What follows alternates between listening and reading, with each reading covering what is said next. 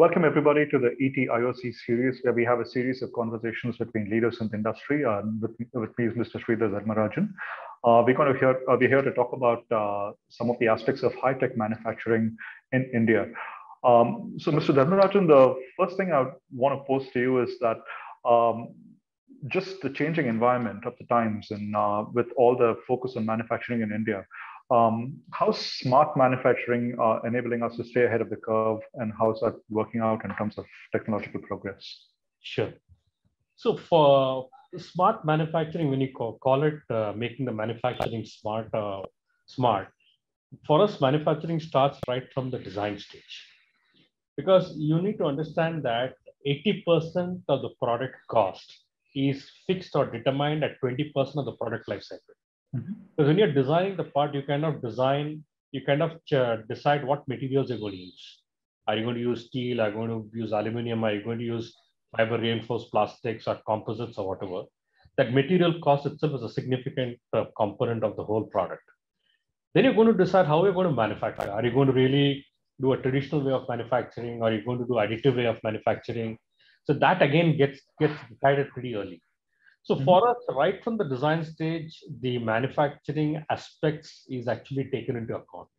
So we don't treat this design phase, manufacturing phase, quality phase as three separate silos, but we believe that it all has to be integrated. So what we have done within Hexagon is we are helping our customers to connect their design and engineering departments, their manufacturing or a production department, and the metrology or the quality department through a digital thread to ensure that the customers have their as designed part, as manufactured, as measured is one and the same.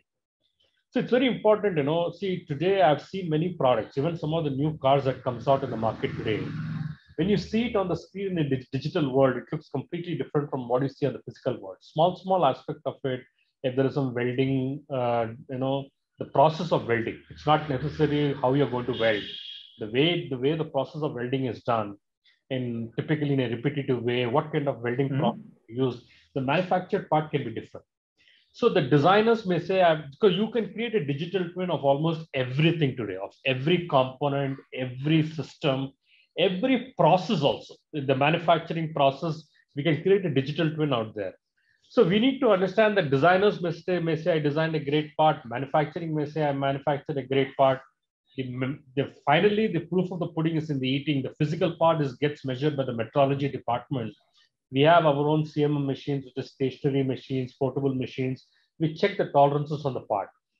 So these guys are taking the physical part and telling you, hey, look, these are the tolerances of the part. You say you designed a great part. You say you manufactured a great part. So our whole idea is to assure the customer that you're as designed, as manufactured, as measured is one and the same. And this is what we call a smart manufacturing. And we are connecting all the factory, the layout in a digital thread. And we are trying to put the data that is generated at every point in the design, manufacturing, production phase to take decisions. Because today you can put sensors in almost all the machines or wherever the data can be generated. But how are you using the data to ensure that you take decisions? So that's the key. This is what is smart manufacturing all about. And Hexagon is one of the leaders in this space. Oh, that's what you said completely resonated with me, because at STL we make optical fiber, which is a highly precision engineered product, and what you're talking about in terms of digitization, we've seen the industry move from its roots back in like say 60 years ago, when a lot of these technologies didn't exist into today, in which it's exactly the way you talked about moving there. One of the things that we have seen in this journey, especially in India, and looking at the sheer range of industries that we have, is that this path to digitization, this path to smart manufacturing is actually quite tricky.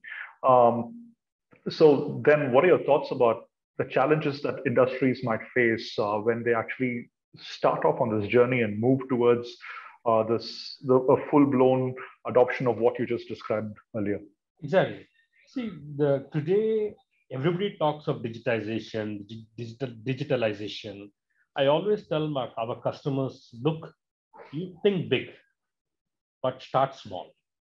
You start small, think big, and scale fast. This is the mantra for digitization or digitalization of smart factory. Because I'm telling you, I'm sure you must have heard of Toyota way of production way back, many years ago, where an engineer in the factory suddenly realized that the wastage is happening in 8 ways. The inventories are lying in many ways. The inventories are moving a lot. So he rearranged the machines. He created the just-in-time inventory. So by eliminating waste, he increased the productivity of Toyota in a big way. That it became a concept of lean manufacturing, Toyota production system, Toyota way of manufacturing. So I would say that there are still a lot of waste in every manufacturing process. If you just digitize those aspects of it so that there's a single version of truth. See, advantage of digitization is a single version of truth. So the designer is working on the final design, the manufacturing is working on the final design. And if everybody is working on the single version of truth, then you don't have any kind of rework or any kind of redundancy or wastage in the process. Mm-hmm. So digitization, start some basic things like today, many factories, their manufacturing instructions are all in physical. They are in papers and everything and those kind of stuff.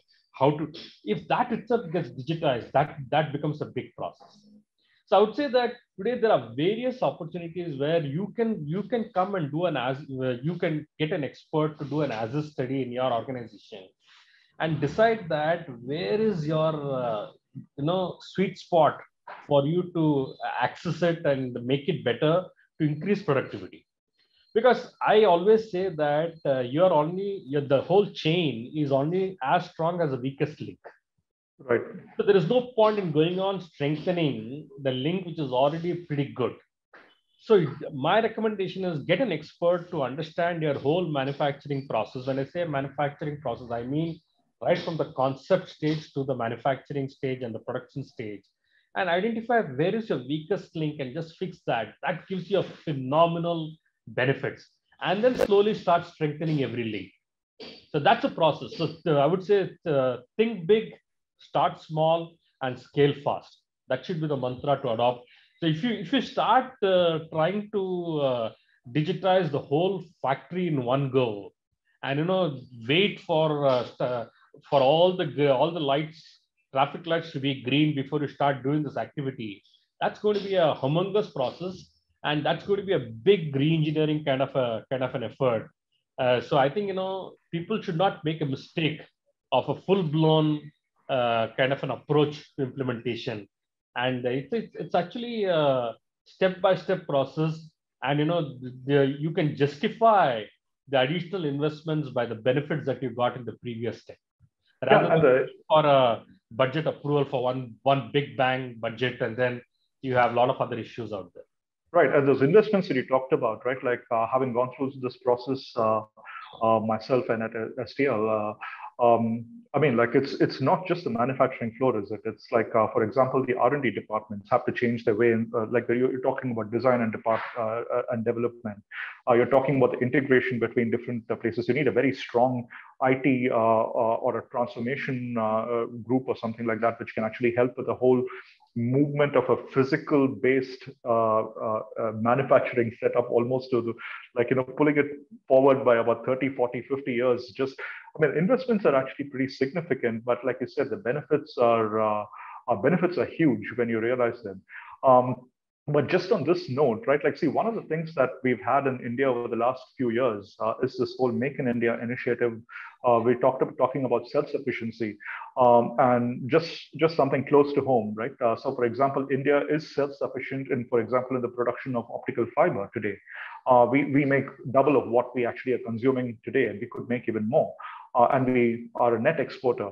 But when you have things like this happening, the investment in smart manufacturing, which takes quite a bit, it does require a certain level of getting every industry to self-sufficient status. And it almost talks about, in today's day and age, what are your thoughts about, like, just shifting gears completely, for something like protection against dumping or investing in the manufacturing industry in order for it to reach that point of self-sufficiency compared to the really developed ecosystems that might exist anywhere else in the world, and some of which might be leading to behavior which like between governments, which require a more policy level intervention.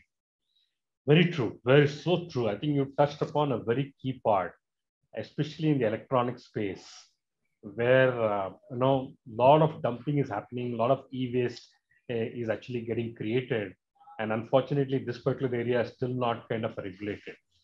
But let me just touch upon come to this aspect, because you touched upon this Atmanirbhar policy or self-reliant India. I feel today India is at the major cusp of a manufacturing revolution. The government is making the right kind of noises. I'm still calling noises because there is still something that has to be done on the field. Government making right kind of noises. Our minister Sri Gadkari speaks about increasing the manufacturing component of the GDP from 13% to 30%. That is phenomenal increase. Now, is it possible? 100% is possible. I'll tell you why. In 2008, when the global financial hit crisis, they had this crisis in the US and it was kind of spreading all over the world. China lifted its hand and it said that I'm going to be the manufacturing capital of the world. And they took away the manufacturing across the globe and did some phenomenal job where all of us can actually learn from that activity. China's GDP during the 2008 crisis was $3 trillion. And I always believe every crisis creates a new leader. And today, the China GDP is about $15 trillion, $16 trillion. It's really located in just about 14 years. India today, coincidentally, is at $3 trillion GDP. And we are stuck with COVID crisis, which is not only financial, it's also kind of health crisis.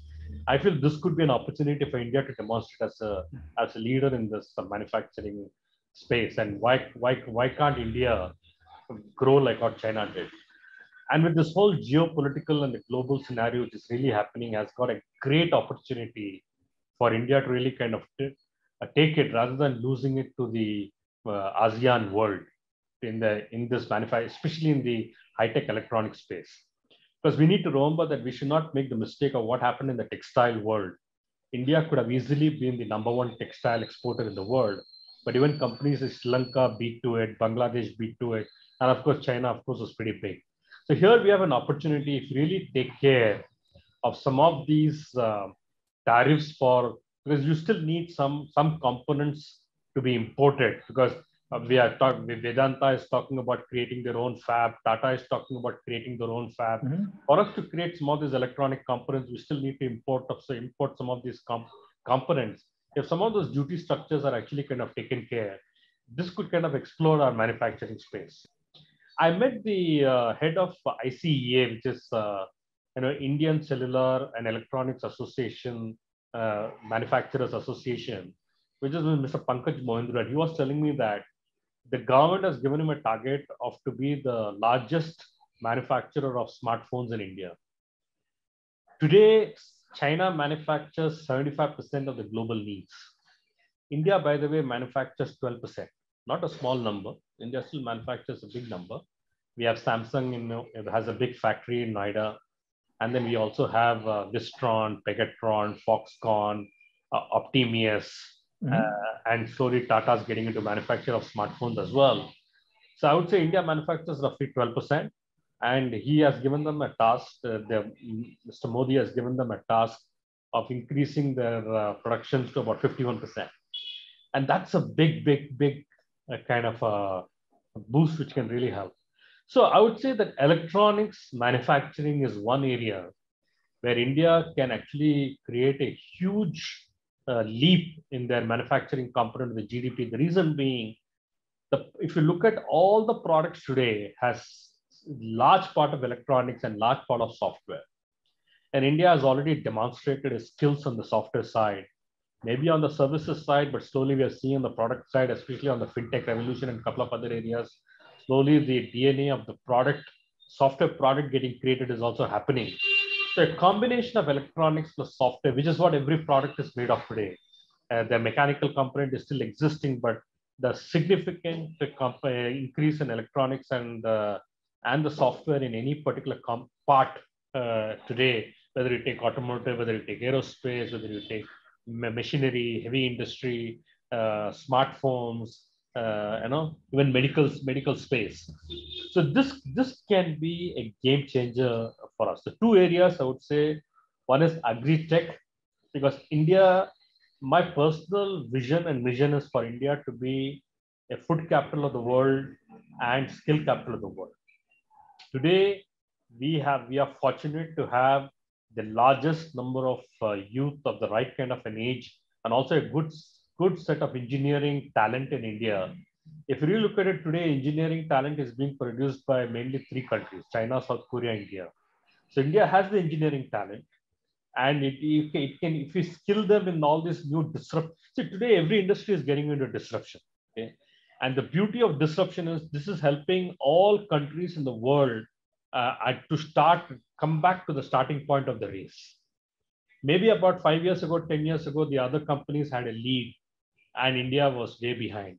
But disruption happening in automotive, which is EV, which is autonomous, disruption happening in aircraft industry, which is vertical takeoff and landing, drone technology, which is really coming. This is really helping all the countries to come back at the starting race. And India has a huge advantage for us to really leapfrog. So India can be the skill capital of the world, not only to help Indian companies, but the global companies whose R&D can actually shift to India.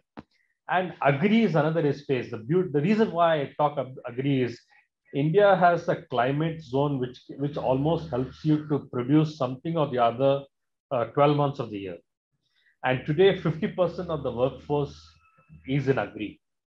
And if you use the unfortunately, the practices being followed are maybe still, very, very old practices. But a lot of agri-tech is happening. In fact, we ourselves, Hexagon has got a big portfolio in agriculture, and we are actually helping to create center of excellences to teach the agricultural university students and the farmers in this agri-tech space. We are actually creating some centers in Karnataka and a couple of other states as well. So this agri-tech would also help you to really kind of, increase your food production and be a food capital of the world. So these two areas can actually be a game changer for India and for us to increase the GDP in a very, very big way. Yeah, I fully agree. And like you said, we have a long way to go, but the good news is that we are getting in at a point at which I think that the stage has been set in so many different ways, and I think it will take a judicious blend of policy, of skilling, of investment, both at the societal level, the governmental level, and individual companies, and all moving up in this. And so hopefully, yeah, the future does look bright, and hopefully we're able to cash in on that. So with that, we'll draw this particular episode to a close. And thank you so much for the conversation. I really enjoyed it, and we hope to pick it up at some point in the future. Thank you, Jitendra.